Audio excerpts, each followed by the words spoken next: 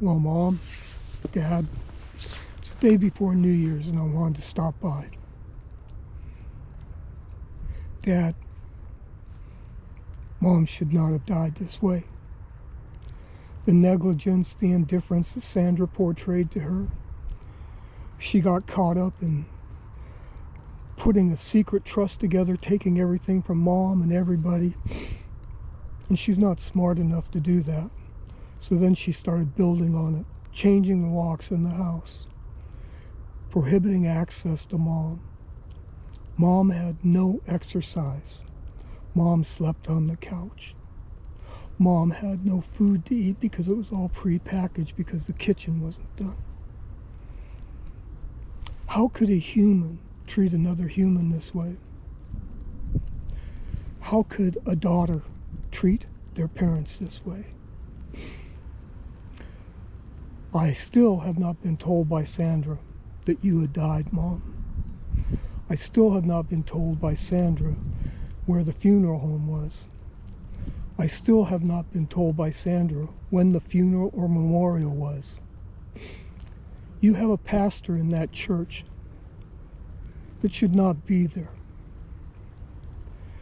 because he dishonored God by what he did.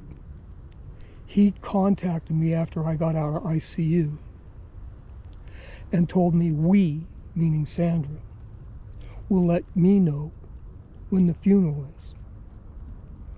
Do you see anything disgusting in this? She even took Grandpa's farm sign and gave it or sold it to somebody. She's pilfered through the house. She's not notified anyone. And the worst, a part of this for one way, is this guy Eric Ilke, who says he's the pastor of the Chatsworth United Methodist Church. How can God trust him with what he did? How can God trust him for him to purposely exclude the firstborn son, the only son, from my mom? Mom, I still got the grace of you because when I was so shocked when I showed up in the hospital and saw what Sandra had done. I backed up, I grabbed my breath for a second, said, come in. That's when I went in and said, hey, Mom, how you doing? Do you know my mom, you, Mom, were the only one that talked to me? And the first day that I was there, Sandra was there, and you didn't look at her. You knew what she had done by not caring for you properly. But enough of that. She took your home from you.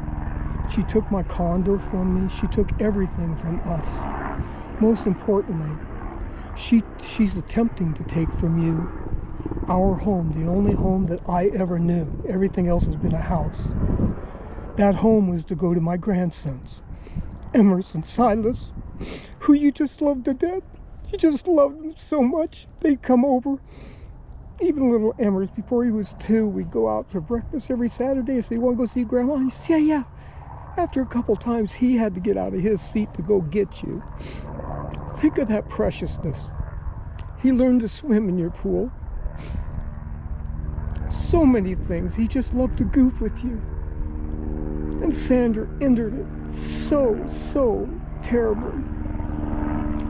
Your teeth were rotted out. But enough, Mom and Dad. I'm telling you this because I can't let it go. Sandra has not dishonored you, and she has not dishonored Dad, but she sure has dishonored herself. Mom, you taught me to say I love you. It's the last thing you say. And for those that haven't heard this, it was when I was riding my bike to school. The next day you followed me the first day, and the next day you came out and said, see you at school, Donnie. Have fun today. I love you. And I turned around and saw you waving at me and wiping a tear from your face. My first step into maturity. Dad, I miss you. You left us too soon.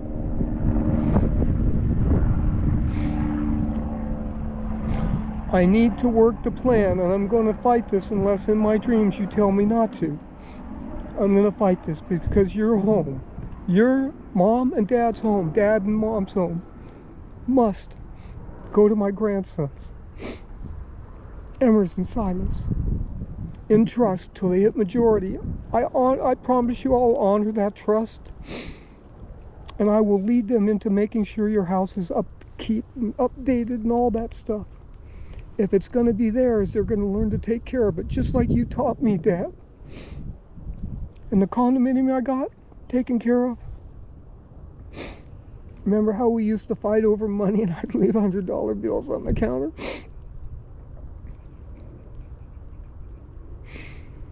I'm going to fight also for that condo to be put into a trust for Molly and Wyatt and Sadie. How could your daughter, Sandra, at 74 years of age, become so deceitful, such a thief, over something she's not going to be able to enjoy? How can her conscience, even in that house now, enjoy one moment in fear, knowing how she took care of Mom, ended my mom's life early? I was going to say the Lord's Prayer in closing, our Father in art in heaven, but I need to personalize this.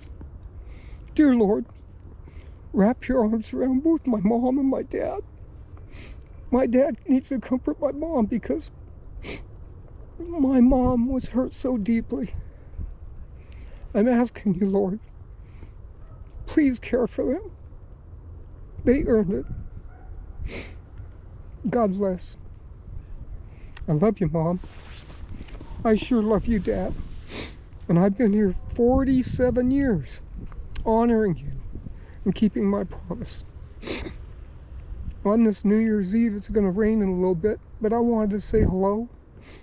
I'll be back after the New Year's, change the flowers out, and get some answers. But think of this, to get a text after I got out of ICU for 4 days in the evening,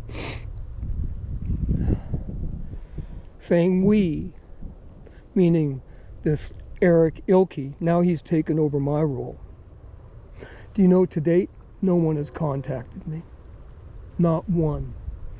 Even though your gravesite was a mess. I came out and trimmed it. If you can see grass growing up, I trimmed it. They just threw you in the hole and walked away. No service, no nothing. Thinking of the horribleness of having my mom, who I was with for 47 years, 76 years for me, 47 for Dad. Think of the hideousness of someone who calls himself pastor, taking me completely out of the loop. God bless you, Dad. God bless you, Mom. And if you see the spirits of Grandma and Grandpa, tell them that I miss them too. That we should all have a better life together than what's been created by Sandra. Love you, Mom. Love you, Dad.